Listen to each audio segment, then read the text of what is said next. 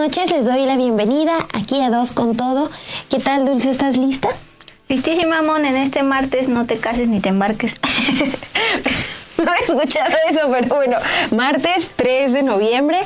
De diciembre ya, gracias a Dios. Sí. Me distrajo tu chiste, pero a ver, es martes 3 de diciembre y hoy les tenemos información sobre lo que aprobaron ya diputados y senadores. Aprobaron la prisión oficiosa para delitos como la extorsión y la distribución del fentanilo. Ya les habíamos adelantado qué implica esta extensión de los catálogos que ameritan esta pena sin sentencia, pero les daremos más detalles. También pues hay información sobre lo que recoge la prensa canadiense acerca de la reunión entre Justin Trudeau, primer ministro de Canadá, y Donald Trump, presidente electo de Estados Unidos. Así es, Mon, ya hay bastantes detalles y crónicas al respecto. Y en la gustada sección de Con Todo platicamos con el economista Óscar Rojas, quien nos planteó que básicamente la fortuna de Ricardo Salinas Pliego está sostenida, basada en espejismo y en corrupción. Entonces va a estar muy bueno el programa, Mon. Una pausa y arrancamos.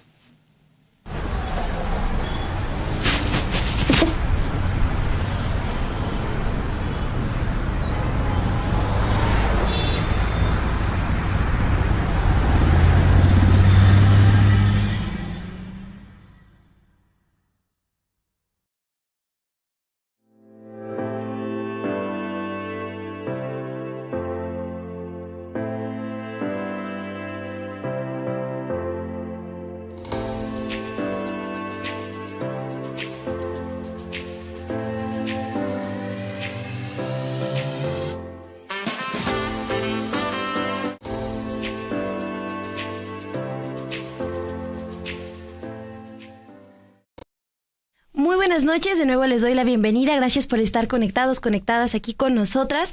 Nos preguntan si hace frío aquí desde la Ciudad de México, desde donde transmitimos. Pues yo sí todavía tengo mucho frío. Rodolfo o Gerardo, no me acuerdo quién nos preguntó, pero ahí está la respuesta. Ahorita los saludamos ya allá en el chat. Vamos a arrancar, Dulce, con la información. Ya les decíamos que la prensa canadiense empezó ya a compartir información sobre cómo fue esta reunión entre Justin Trudeau y el presidente electo Donald Trump.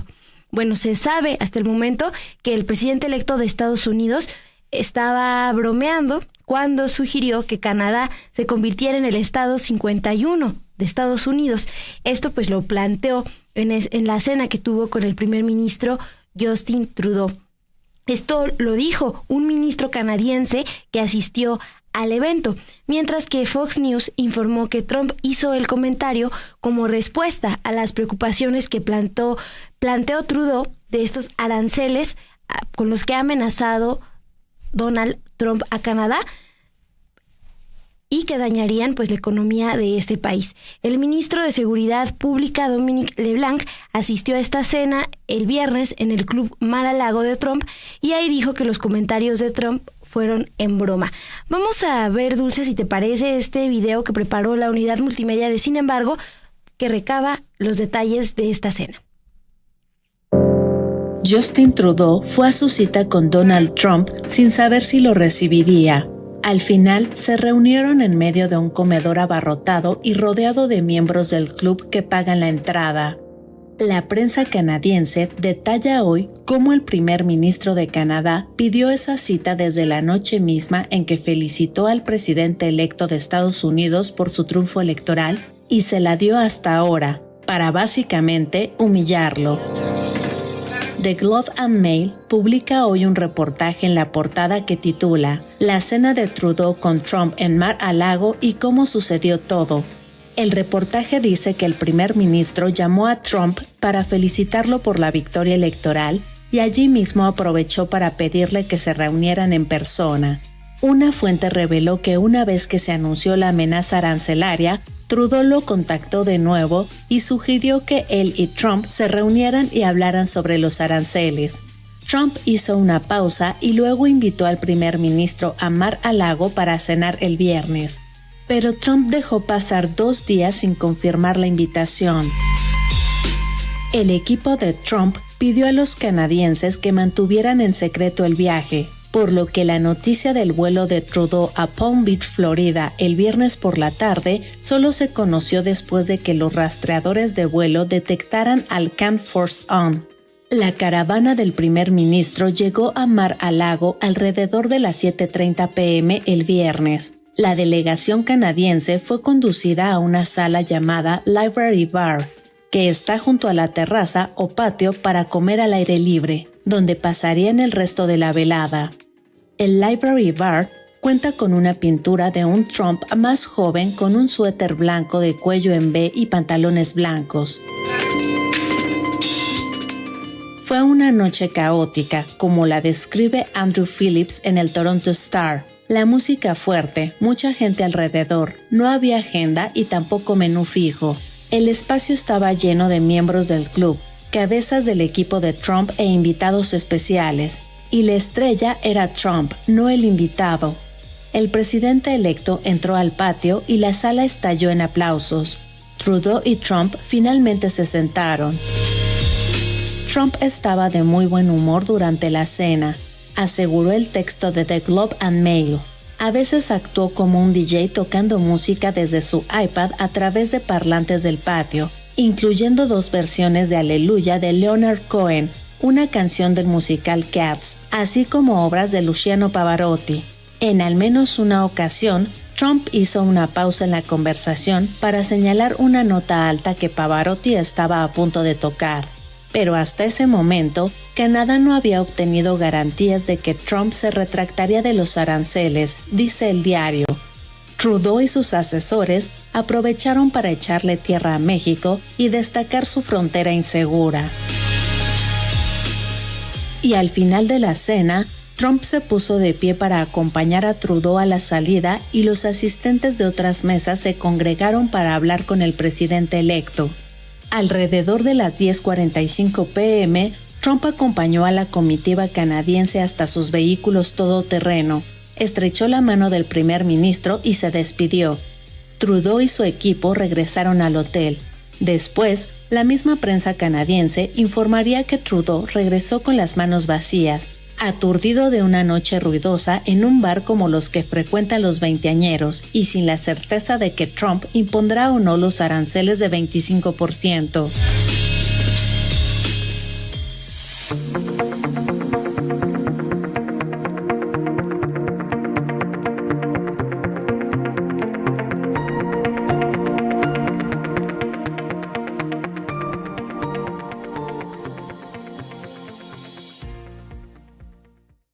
Gracias a nuestros compañeros de la unidad por este video que justamente resume en crónica lo que sucedió el viernes pasado en esta cena, que como vimos no fue un encuentro privado, había bastantes personas.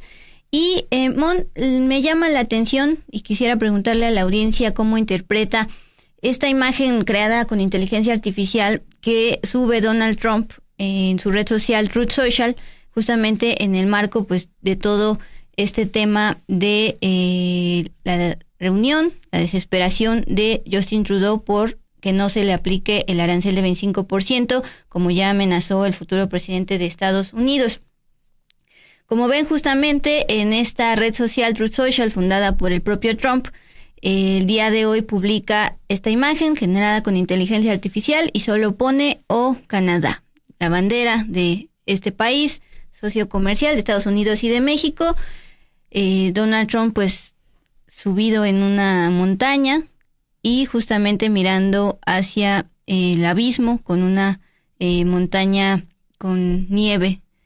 No sé cómo interpretarlo, Mon, por eso me gustaría preguntarle a la audiencia cuál es su lectura de este no tweet, sino publicación de Truth Social el día de hoy en el marco de todo esto que hemos dicho en torno a la reunión y cómo trató a Justin Trudeau, un personaje que pues, está enfrentando un proceso electoral y que tiene una muy muy baja aceptación ciudadana. Y que además había pedido esta reunión con el presidente electo Donald Trump desde que él prácticamente gana la elección. Hasta ahora le da esta reunión, le responde, pero pues bueno, en ese contexto vemos la publicación de Donald Trump en su red social. Ahí está, pues mientras responden cómo interpretan esta imagen, continuamos justamente con al hilo con la siguiente información. En México también hay reacciones en torno a la serie de advertencias que ha lanzado el presidente electo Donald Trump. No solo aranceles, también las deportaciones masivas de migrantes. Esto es información que debe importar y nos importan también a nosotros porque pues, gran parte de la audiencia nos ve desde Estados Unidos. Bien, el día de hoy el canciller Juan Ramón de la Fuente se reunió con la presidenta Claudia Sheinbaum en Palacio Nacional y al salir de esta reunión habló con la prensa. Ahí el canciller dijo que el gobierno federal está preparando una especie de plan intersecretarial para coordinarse ante esta posible deportación masiva de migrantes durante el gobierno del republicano Donald Trump, que va a arrancar ya el 20 de enero. Así lo dijo saliendo de Palacio Nacional. Estamos trabajando para tomar todos los posibles escenarios y hay un plan intersecretarial que en su momento lo va a dar a conocer la presidenta. Agregó el canciller, la responsabilidad y la obligación del Estado mexicano es con los mexicanos, obviamente. Entonces, ellos son los que representan la prioridad. Esto fue desde una visión del gobierno federal, particularmente Cancillería. Pero justamente el día de hoy también, y como lo hace cada año, el Banco BBVA México presentó su anuario sobre migración y sobre remesas. En este evento, Carlos Serrano, que es el economista jefe del BBVA, considera que hay una baja probabilidad de que se concrete esta deportación masiva de migrantes desde Estados Unidos por el costo económico y tanto para Estados Unidos como para México y también porque básicamente no le conviene a Estados Unidos. ¿Por qué? Dijo que esta medida le causaría un daño muy significativo a la economía de Estados Unidos, dado el papel de los migrantes en sectores como la construcción o servicios. Textualmente, Carlos Serrano de BBVA dijo, les va posiblemente a llevar a una recesión allá en Estados Unidos, les va a causar un problema inflacionario bastante serio. Me parece que habremos de pensar que es un escenario con probabilidad baja, entonces que se concrete la deportación masiva. Agregó que esta deportación de varios millones de personas, primero, sería muy complicado de implementar y segundo, el impacto en la economía sería muy grave. Y en efecto, estamos hablando de millones de personas.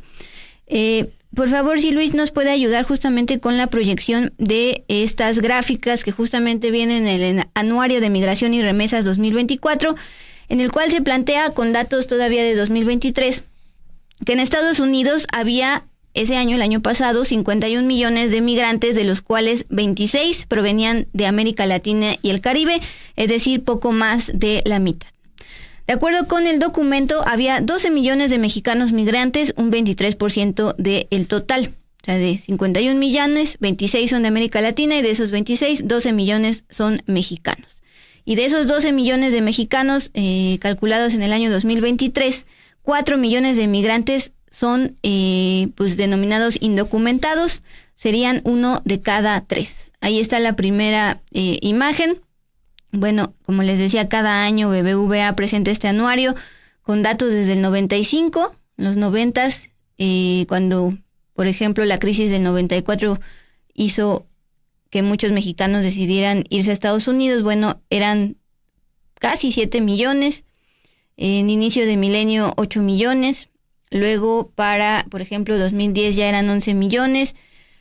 En el 2015, un año antes de que, por ejemplo, empezara el primer gobierno de Donald Trump, ya estaban en 12 y actualmente en el 2023, los últimos datos, 12 millones 5 mil migrantes mexicanos, de los cuales 4 millones son indocumentados.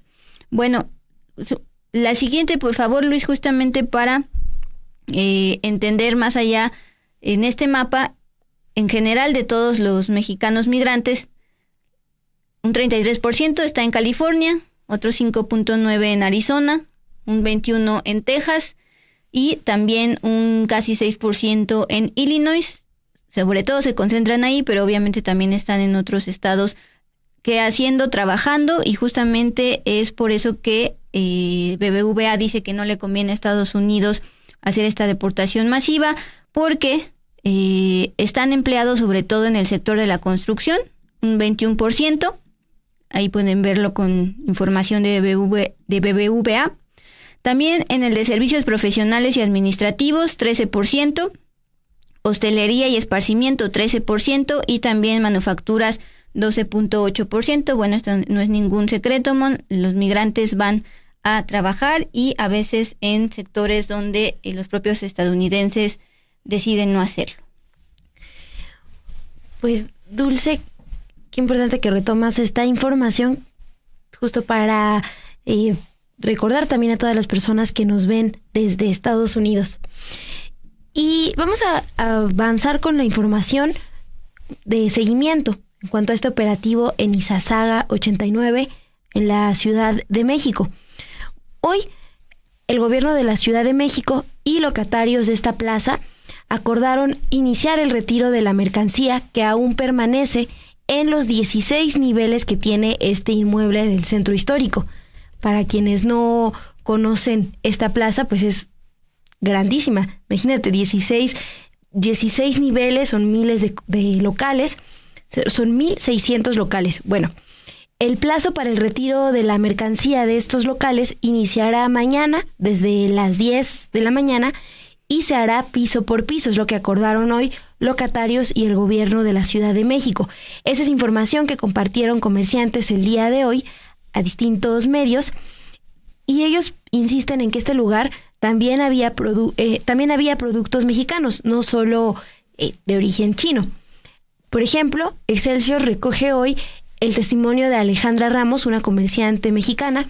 Ella comentó que tiene locales en esta plaza y, bueno, explicó que hoy se reunieron con el subsecretario de Gobierno capitalino y a él le entregaron un pliego petitorio en el que solicitan al gobierno de la Ciudad de México pues que les permita ingresar por sus mercancías. Lo que también están pidiendo ahora es un encuentro con el secretario de Economía, Marcelo Ebrard.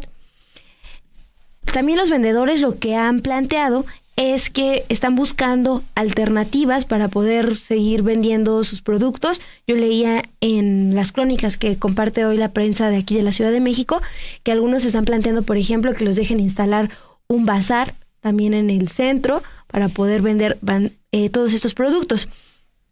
Bueno, están pidiendo esta reunión también con el secretario de Economía, Marcelo Ebrard, porque recordemos que él es una de las autoridades que da los resultados de este operativo, de este decomiso de miles de piezas que incluían juguetes, por ejemplo, y que de acuerdo con la Secretaría de Economía, los productos tenían un valor en total de 7.5 millones de pesos.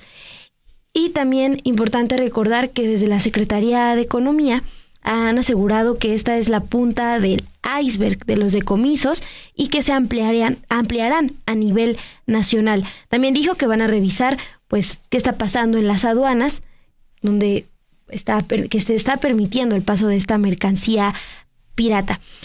Por eso, Dulce, es importante pues no perderle el rastro a lo que pase con los locatarios en Izazaga 89.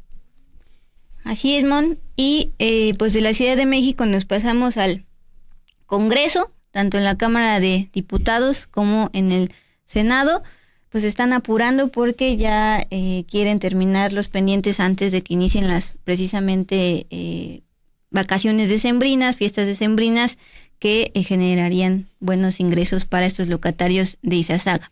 Bueno, nos vamos primero con el tema de que la Cámara de Diputados y el Senado emitieron este martes, que es constitucional, la reforma al segundo párrafo del artículo 19, que agrega los delitos de extorsión, tráfico de fentanilo y la falsificación de comprobantes fiscales a este catálogo de los delitos que ameritan detención sin sentencia, es decir, la conocida prisión preventiva oficiosa. Destacar justamente que dentro de estos delitos agregados está el tráfico de fentanilo. Si agarran a alguien distribuyendo fentanilo, pues lo detienen inmediatamente sin sentencia en esta prisión preventiva oficiosa. Es lo que faltaba en el Senado. Ya lo había hecho la Cámara de Diputados, entonces ya es casi un hecho. Falta, ya lo saben, al ser reforma constitucional, que pase por al menos 17 congresos estatales. Sí, Dulce. Más bien, lo más actual, ahorita que les comparto, es que sí, lo que se está registrando, pues es que ya son más de 17 congresos, entonces ya lo que puede pasar es que se envía a la presidenta para que se publique en el diario oficial de la Federación. Eso. Sí. Entonces, pues nada más, lo más bien lo que nosotros les informábamos desde la semana pasada es que se estaba discutiendo, pues ya ahora tienen la aprobación en total en 20 congresos. Mira, tengo acá la lista de los que ya la aprobaron. Se las comparto. Es Baja California, Campeche, Colima, Chiapas, Durango, Guerrero, Michoacán, Nayarit, Oaxaca, Quintana Roo, San Luis Potosí, Sinaloa, Sonora, Tabasco, Tamaulipas, Tlaxcala, Veracruz, Yucatán, Zacatecas y bueno, la Ciudad de México. Y esto se los comparto también porque ya una vez que se publique en el diario oficial de la Federación, lo que está explicando hoy la Cámara de Diputados es que tendrían los congresos locales 365 días naturales después de la publicación de este decreto para adecuar sus normas locales y pues ya homologarlas con lo que se está aprobando en este artículo 19 que extiende la detención, la privación de la libertad sin sentencia de personas pues por una serie de delitos que ya nos recordabas, Dulce: extorsión, la falsificación de comprobantes fiscales, el tráfico de fentanilo. Y pues antes de pasarme a la información de lo que también aprobaron hoy, pero en la Cámara de Diputados, pues recordarles este dato que es el más reciente del Instituto Nacional de Estadística y Geografía, actualizado en julio del 2024, pero que es el dato del cierre del 2023. Sabemos que 37% de las 233,277 personas privadas de la libertad en México no tienen una sentencia. Entonces, por eso hacemos este énfasis en que en ese contexto se está probando ampliar el catálogo de delitos que ameritan esta pena, ¿no? Esta privación de la libertad de manera oficiosa. Así es, Mon, gracias por corregir, estaba inventando cosas. No es cierto. No estabas inventando cosas, pero estaba mezclando las cosas, pero gracias por aclararlo.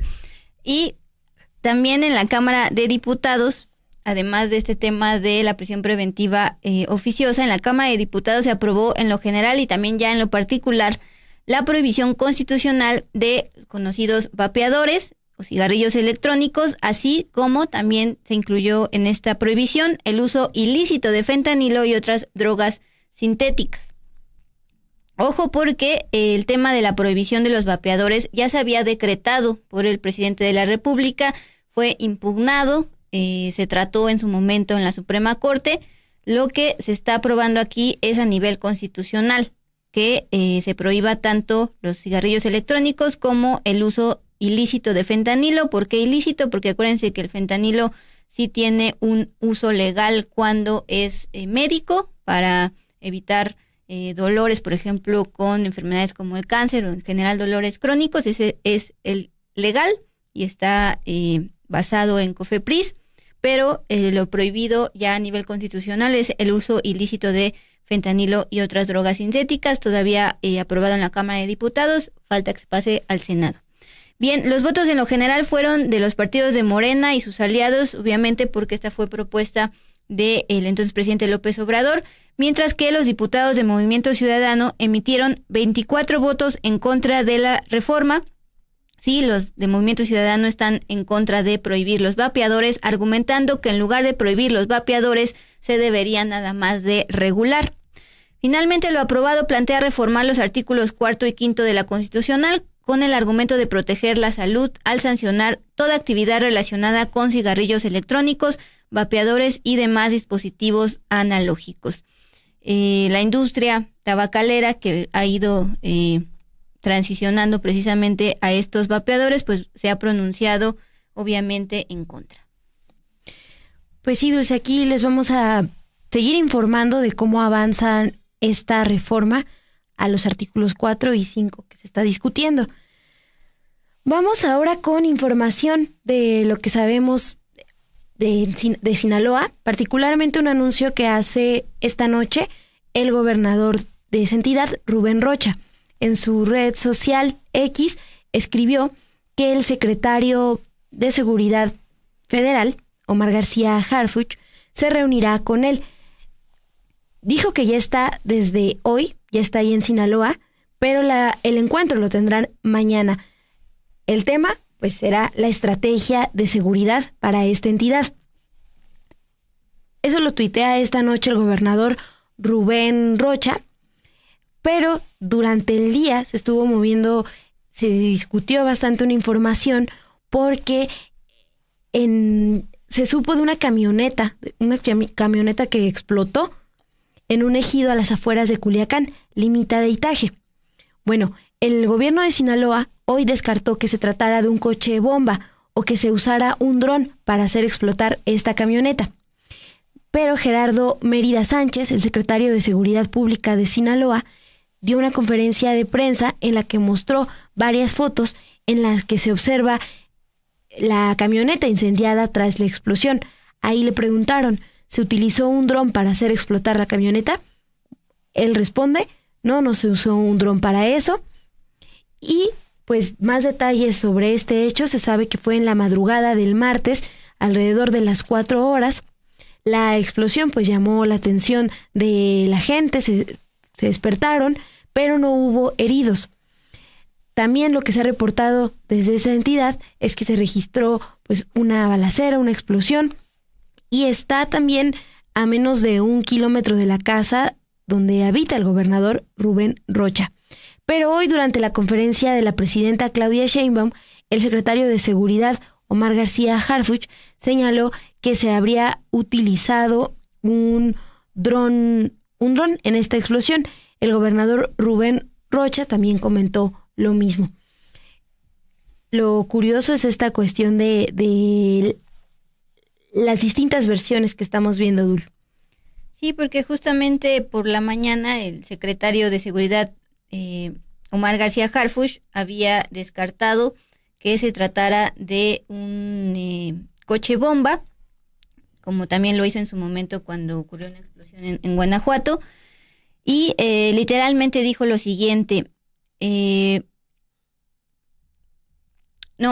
voy a leer lo que dijo el secretario de Seguridad, pero de Sinaloa, Mérida Sánchez, porque justamente él es el que está contrastando con lo dicho por el secretario de Seguridad, Omar García Harfuch, a nivel federal, y por lo del gobernador de Sinaloa, Rubén Rocha. Ellos dos dijeron que sí fue un dron, pero quien está contrastando esta versión es el secretario de Seguridad de Sinaloa, Mérida Sánchez.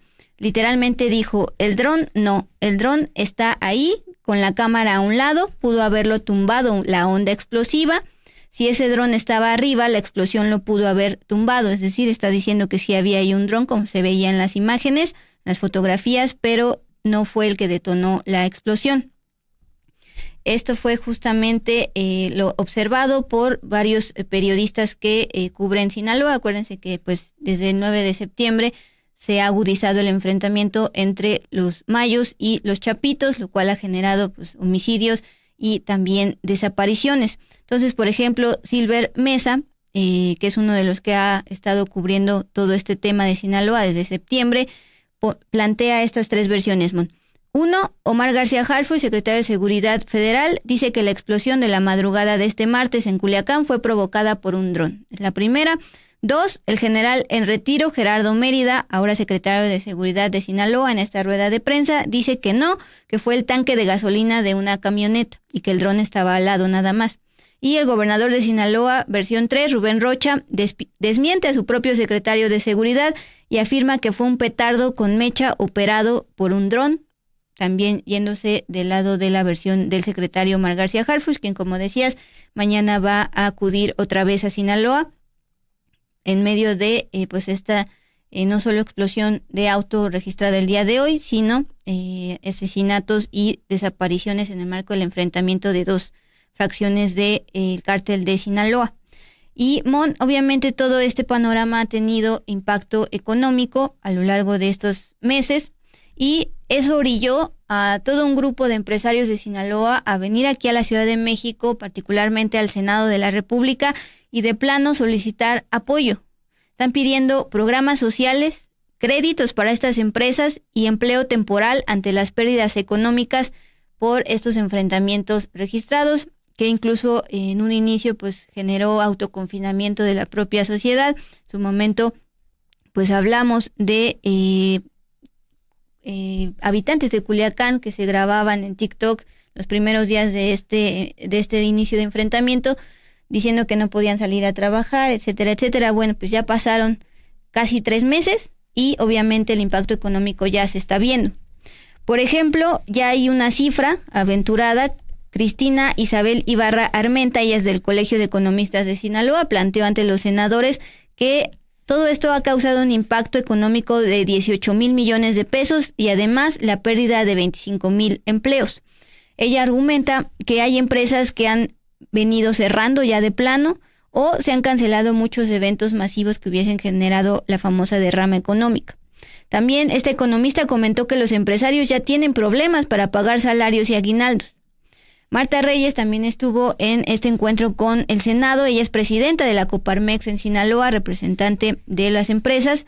Ella afirmó que las empresas en Culiacán no están trabajando en los horarios acostumbrados, pero sí están pagando todos los impuestos.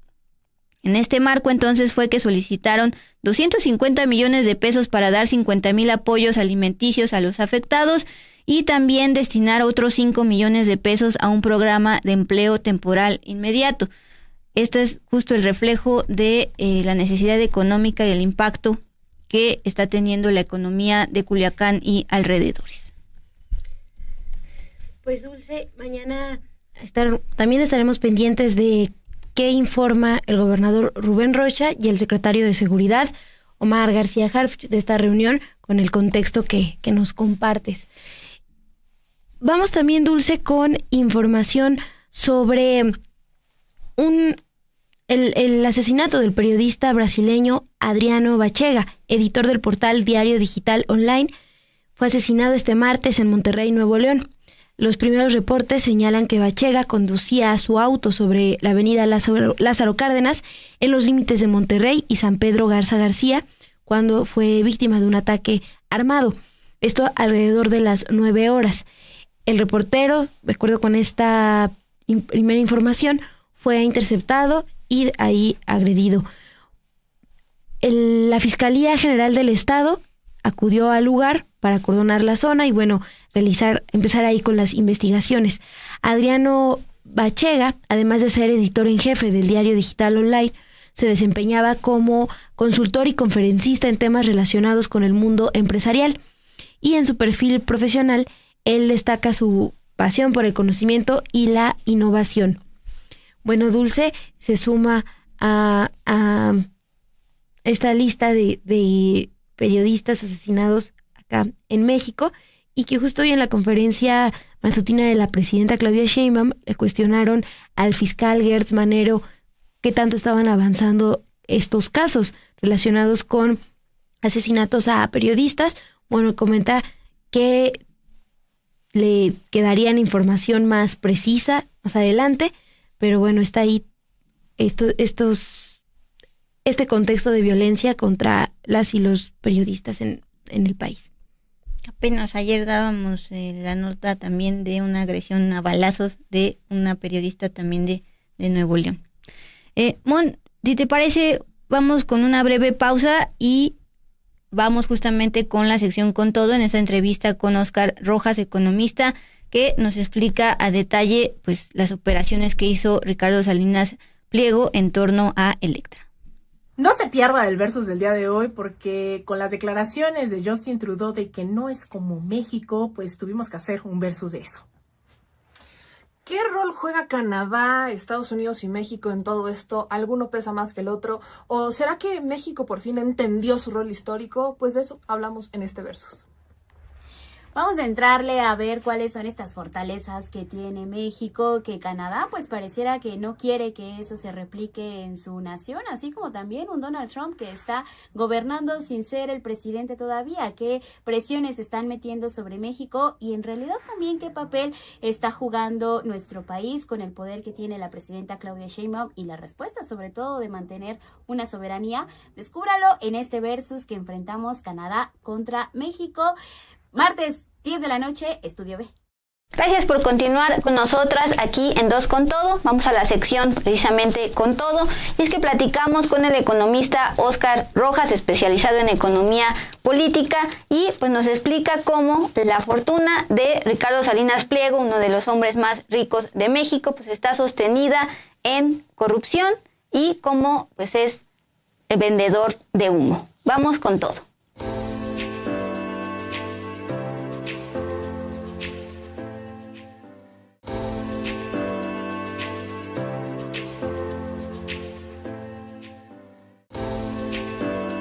No se pierda el versus del día de hoy.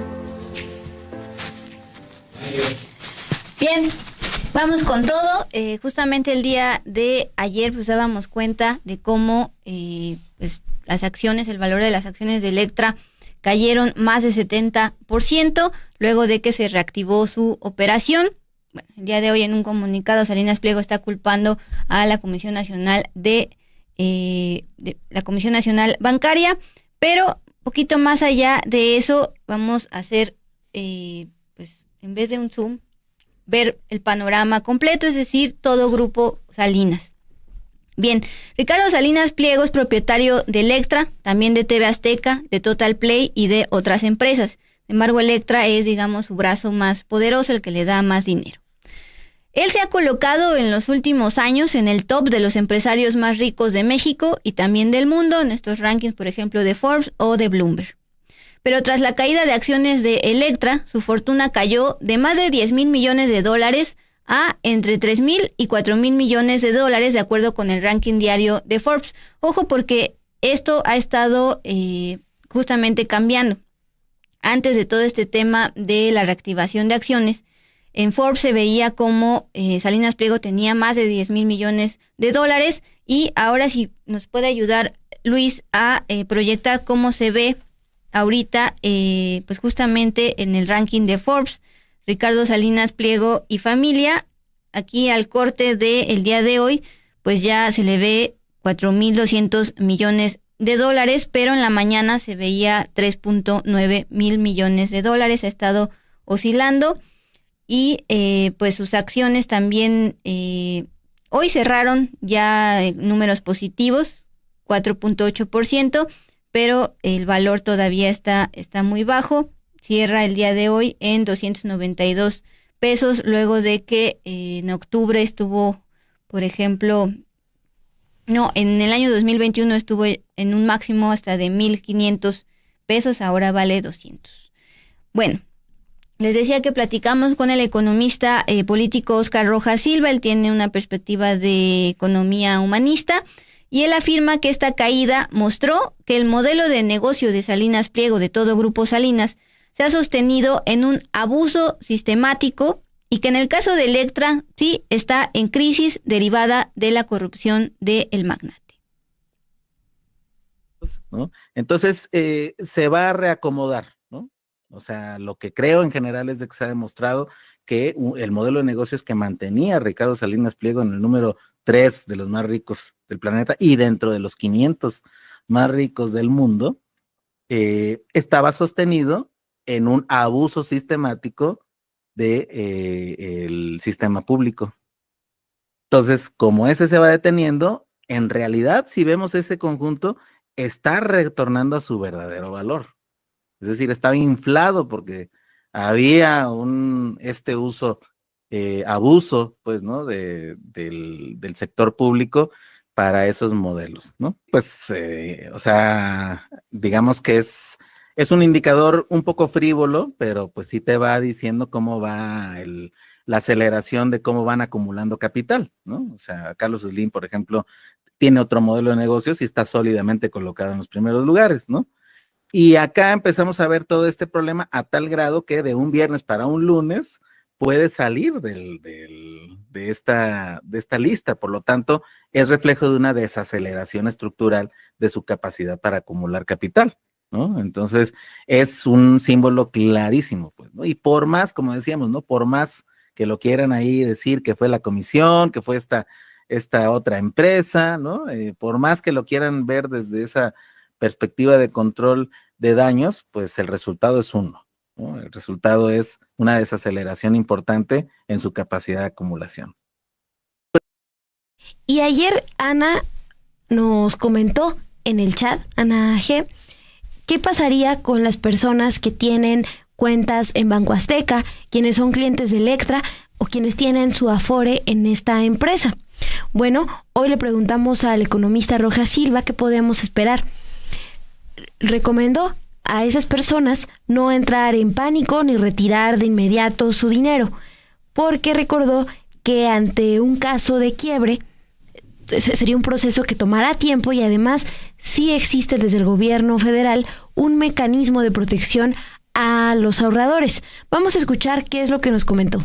Que pues bueno, cuando hablamos de Banco Azteca, pues estamos hablando de un banco y estamos hablando de servicios y además algo tan sensible que todo el mundo recuerde que pues su dinero está ahí en una cuenta. Entonces, qué bueno que lo preguntas y hay que decir lo siguiente, lo que puede pasar, por supuesto, eventualmente, es que pueda quebrar un banco, ¿no? Pero para que se llegue a este grado también es todo un proceso, o sea, no es que ocurra simplemente un lunes por la mañana, ¿no? Sino que es todo un proceso. Recordemos también que después de lo que se vivió en la crisis bancaria en los 90s, sí quedó de pie el llamado IPAP, es decir, hay una protección a los ahorradores, ¿no? En caso de que tronara el banco, pues se activa un mecanismo en el cual se puede recuperar esos recursos, ¿no? Entonces, bueno, o sea, esto para considerar de que la quiebra no es como una explosión, ¿no? Inmediata, y que obviamente hay un mecanismo también pensado para proteger los ahorros, cuando pase este tipo de situaciones, ¿no? Es decir, hay que ir con precaución, pero por supuesto no se trata de entrar en pánico y salir corriendo en este momento a ir a sacar esos recursos, aunque insisto, pues, ¿no? También hay una decisión política aquí, pues, ¿no? Porque pues hay muchas impugnaciones ya al tipo de modelo de negocios que tiene esta empresa, ¿no? El día de hoy, Grupo Salinas publicó un comunicado donde pues trataba de justificar por qué luego de la reactivación de la operación de sus acciones, pues cayó su valor más del 70%, provocando que el propio Salinas Pliego fuera expulsado de la lista de los 500 millonarios del mundo de Bloomberg. En este comunicado acusó que la suspensión de sus acciones se pidió, porque hay que recordar que fue el propio Salinas Pliego quien lo pidió a un tribunal y el tribunal falló a su favor, porque detectamos que el fondo criminal Astor Asset Management dispuso de manera ilegal de un paquete de más de 7 millones de acciones para venderlas en el mercado. Dado que la Comisión Nacional Bancaria y de Valores ignoró esta orden judicial del tribunal que ordenaba no reactivar las acciones, permitió una pérdida de valor irreparable, así lo dice, contra inversionistas tanto minoritarios como mayoritarios. Ayer alardeaba Salinas Pliego desde X que ustedes no entienden que nosotros decidimos salir de la Bolsa Mexicana de Valores y nada más. En un año vemos cómo nos fue. Respecto a pues los afectados, ya decías, Mon, los clientes de Electra y de Banco Azteca no serán afectados al menos directamente, pero ¿qué les va a pasar a los inversionistas, sobre todo minoritarios? Bueno, esto fue lo que nos explicó el economista.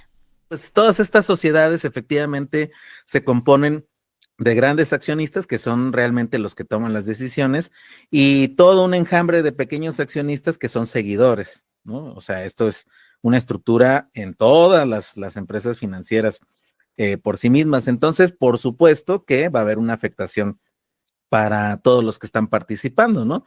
También quizá aquí tengamos que hacer la evaluación de a qué nos referimos con pequeño. en el sentido de cuando hablamos de una mega empresa, pues, ¿no? O sea, para que no se vaya a pensar que es así con el Juanito N, ¿no? Compró con el esfuerzo de sus ahorros una acción como si comprara un billete de lotería, ¿no? O sea, hay una participación además privada y extranjera de muchos niveles, sí, va a haber efectos porque pues el asunto es de que estos sistemas pues son como el juego de las sillas, ¿no? Una vez que para la canción, pues siempre alguno va a terminar sin el valor que tenía previamente. Entonces, ¿se afecta en lo general? Pues sí, ¿no? Sin duda. Pero esto de pequeños accionistas, pues yo diría más que son accionistas seguidores, pero todos ya están participando en un gran casino. Bueno, Dulce, hoy Grupo Electra en un comunicado atribuyó esta baja en sus acciones a las decisiones tomadas por la Comisión Nacional Bancaria y de Valores que permitieron la negociación de acciones pese a una orden judicial que lo prohibía. También se refirió específicamente a la empresa Astor Asset como una empresa relacionada con cuestiones criminales. Menciona que realiza operaciones de una organización relacionada con las cuestiones criminales. Pero lo que destaca de esto, Dulce, es que desde agosto de este año, la empresa Astor Asset, que es una empresa de gestión de activos institucionales, acusó a Salinas Pliego por incumplir un préstamo por $110 millones ejecutado en julio del 2021. De acuerdo a lo que planteó esta empresa, esto implicaría una violación significativa a un acuerdo de préstamo de valores y regulaciones de valores mexicanas. Esta empresa señaló que Salinas Pliego incumplió más de 15 disposiciones del acuerdo de préstamo de valores, incluyendo pues, el no pagar intereses. De acuerdo con Astor Asset, a pesar de las obligaciones que se establecen y también, también incluyendo las normas mexicanas, Salinas Pliego incumplió con sus deberes de hacer un anuncio público necesario sobre la pignoración de acciones para un préstamo. Esto lo podemos entender como el dejar como garantía ciertas acciones. Bueno, está acusando que Salinas Pliego no cumplió con un préstamo que le hicieron, y también lo que destacó de esa información que se dio a conocer por el diario Bloomberg desde agosto de este año es una cita que les voy a leer. Planteó esta empresa, Astor Asset: resulta profundamente preocupante que un empresario de tan alto perfil no solo no haya pagado el préstamo, sino que además no cumplió con los requisitos regulatorios diseñados para proteger la integridad del mercado y al público en general. Bueno, en esa ocasión, un representante de Grupo Salinas dijo a este mismo diario especializado en economía que ellos tienen una investigación en la que encontraron información que indicaría que el contrato no era válido y que Astor podría haber dispuesto ilegalmente de las acciones consideradas como garantía. Esta versión también señala que Grupo Salinas había intentado pagar el préstamo por adelantado y totalmente, pero con la condición de que se devolvieran las acciones comprometidas de Electra. Es importante tener este contexto porque hoy Grupo Electra, Grupo Salinas, mantiene las críticas contra Astor Asset y ahora está culpando a la Comisión Nacional Bancaria por no proteger al mercado y, les decía, avalar, como hoy plantean, operaciones de una organización criminal. Sin embargo, hoy en entrevista el economista Óscar Rojas plantea que hay que leer esta postura como un intento del empresario Salinas Pliego por evadir sus responsabilidades y intentar culpar a otros actores. Vamos a escuchar qué es lo que nos comentó. Pues, ¿no? Es decir, hay siempre, y lo vimos particularmente desde la crisis del 2008, que el sistema financiero tiene una gran capacidad de nutrir grandes estructuras de corrupción sistémica. Entonces, bueno, lo que dice de esta empresa en particular, que es criminal, pues yo diría que en realidad pues es financiera como se hacen los negocios financieros, ¿no? Y que si la Comisión Nacional Bancaria de Valores tuvo que activar el permiso, pues, o sea, pues es que hay reglas también establecidas, hay mecanismos, ¿no? Para esto en tanto eres público, ¿no? Esto hay que seguir señalándolo, ¿no? Entonces, pero uno pudiera decir, bueno, o sea, se le quiere echar la culpa al árbitro cuando vas perdiendo el partido 10-0, ¿no? O sea, empiezas a querer decir que el problema fue ahora la Comisión Nacional Bancaria de Valores y no, o sea, en realidad es tu estructura, ¿no? Pues porque precisamente la suspensión que se dio para que no pudieras estar en la compra y venta de acciones es porque era muy claro de que cuando esto se activara iba a haber una reacción muy clara del mercado porque ya está habiendo muchísimos problemas en esa empresa, ¿no? Entonces, pues lo que estamos viendo es de que pues son patadas de ahogado, ¿no? O como esto que decíamos, ¿no? Tratar de hacer daño, control de daños, porque pues hay que va a salir de ese sistema, trae el conflicto ya de que está el pago próximo de impuestos, 35,000 millones de pesos, ¿no? Bien, Mon, en el programa como tal, en el Con Todo como tal, presentamos esta información titulándola El espejismo de Salinas Pliego. Bien, pues justamente como dice el economista Óscar Rojas, el hecho de que haya estado como el tercer empresario más rico de México y que tenga toda esta fortuna y luego se caiga, es una muestra de cómo todo modelo de negocios estaba pues basado en la corrupción y en el abuso del sistema público, incluyendo, claro, el no pagar impuestos. Pero también esta palabra de espejismo se basa por el tema del personaje que se ha querido construir en X, antes Twitter. Para quienes usan Twitter saben que ahí la gente, los usuarios, le dicen tío Richie.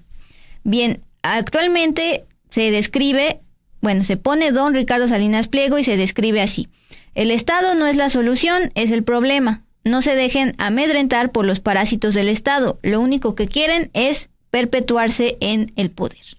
Bien, en sus varios tweets siempre presume su vida pues de magnate, de empresario. En este caso, por ejemplo, está publicando los postres que comió en el evento pues ya de cierre de año de TV Azteca.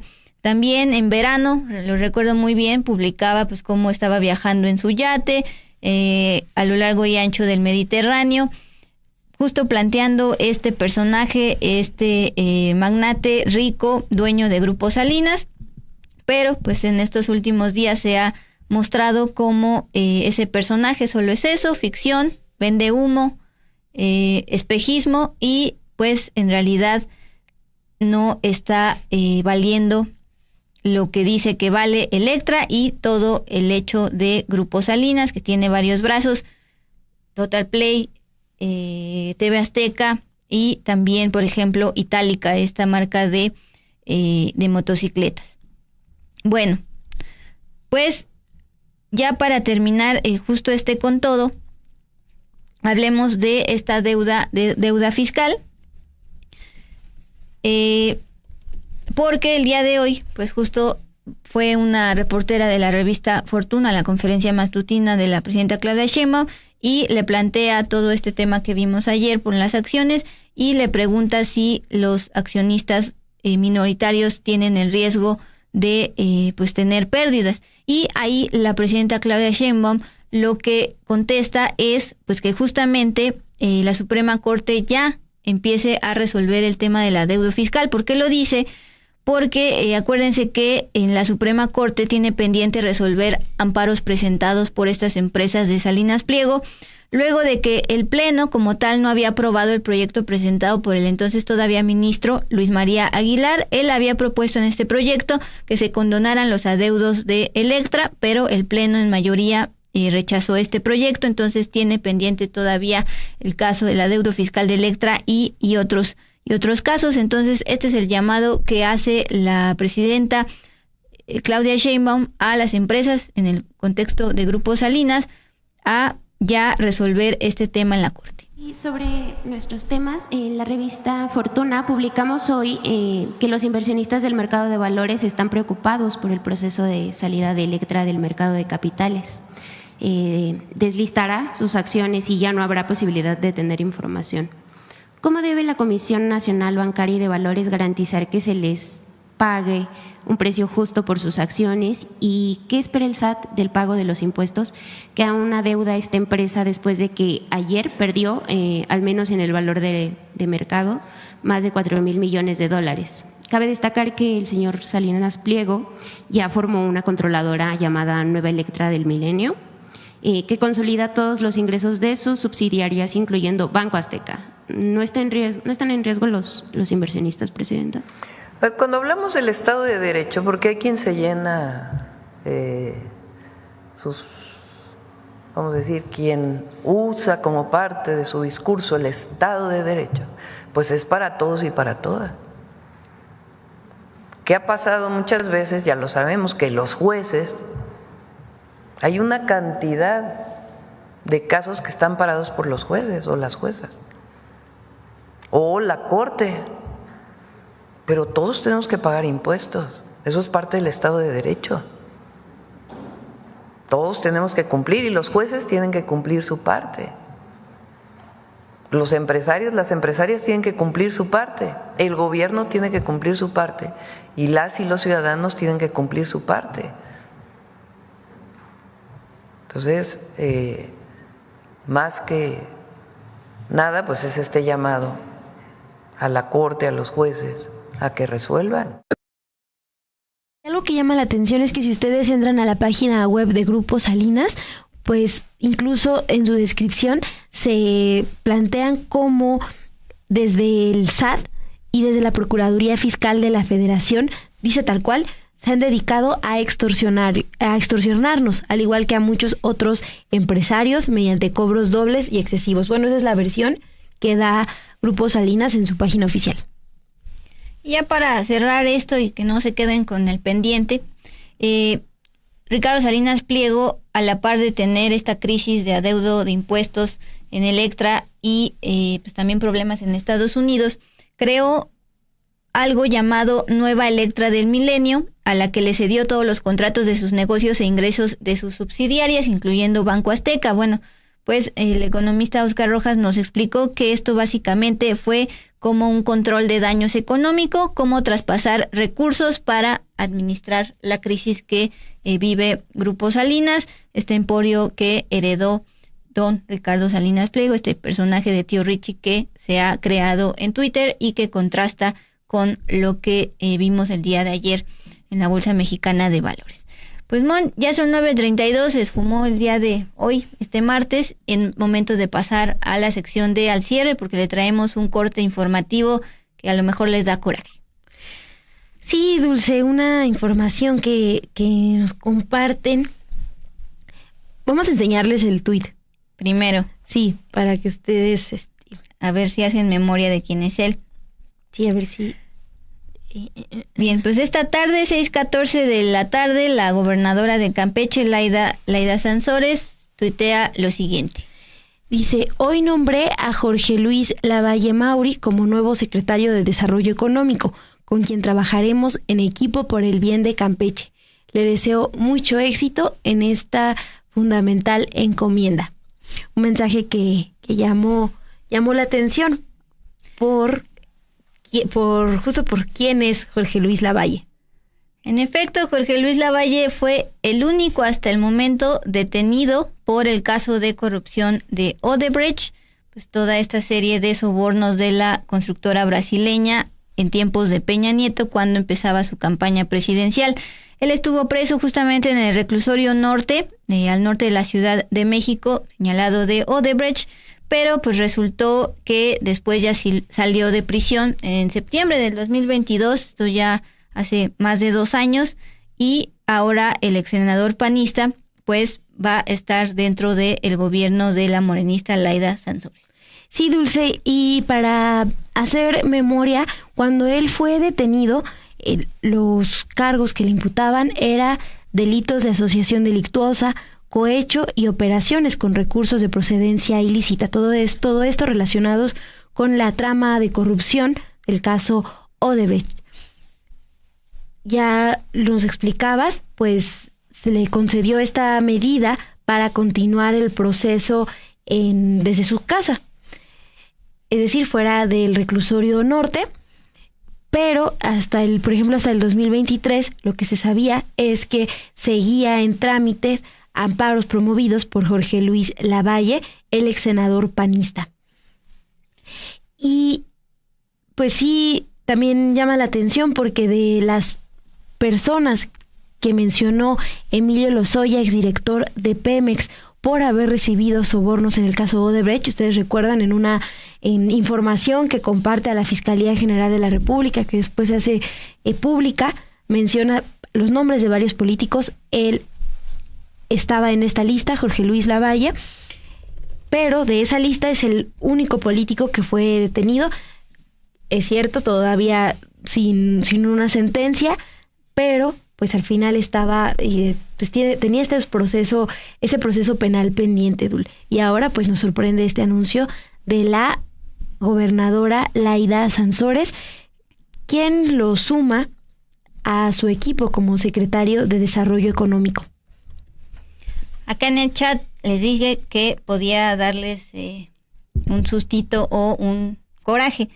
Efectivamente, Laura CH dice, no puede ser, Lavalle el que estuvo preso por recibir lana para votar las reformas de Peña, justamente pues de acuerdo con lo declarado por Emilio Lozoya Austin, ex titular de Pemex en tiempos del peñismo, en su calidad de especie de testigo protegido, le dijo a la Fiscalía General de la República que pues una serie de políticos recibieron sobornos millonarios de esta constructora brasileña para aprobar reformas, particularmente la energética, con la cual planeaban todos unos negocios bastante millonarios.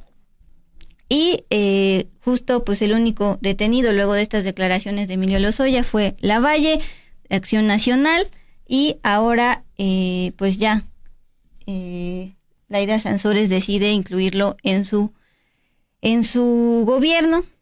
Pero Mon, además de Campeche, tú querías decir algo de Yucatán. Ah, sí, no se me iba a olvidar. Bueno, hoy es martes, vamos a cambiar de información.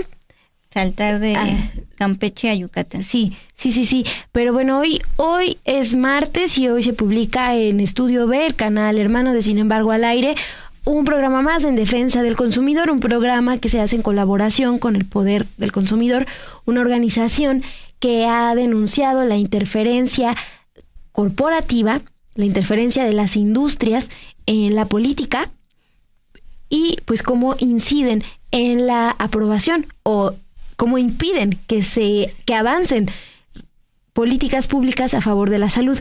Bueno, en este programa que se estrenó hace unos minutos en Estudio B, vamos a hablar sobre cómo la refresquera Coca-Cola, a través de su embotelladora Bepemsa, ha precisamente trabajado por cooptar las estrategias, el trabajo en pro de la salud para las personas allá en Yucatán.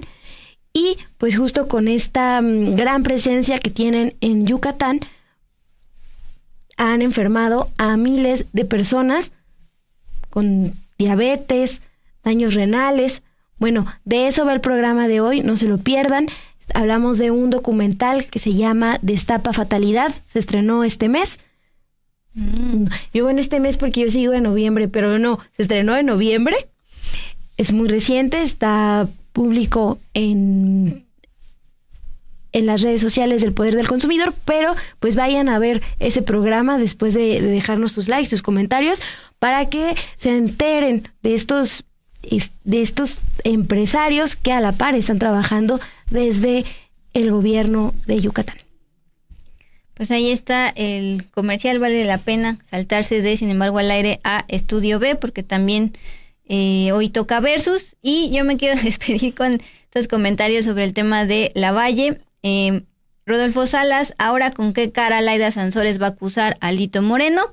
Y María Romero pregunta qué le dieron toloache a Laida Oque. Luz nos pone, y yo admiraba a la gobernadora Laida Sansores. Pues ya bailó, porque incluso también en la propia publicación de Twitter le recuerdan quién es la base. Bueno, pues al parecer, así a ver si le puedes bajar, Luis, porque ahí le ponen como tal la proyección de una nota que justamente habla, dice, pues los va a dejar en calzones y justamente cómo estuvo en prisión preventiva por el tema de Odebrecht. Pues Mon, nos vamos a Estudio B a ver el tema de Yucatán y Coca-Cola. Y que tengan excelente martes. Acuérdense, no se casen ni se embarquen. Y agradecemos en producción a Ilse García, Luis Mata en operaciones y Ana Méndez en diseño. Y que descansen.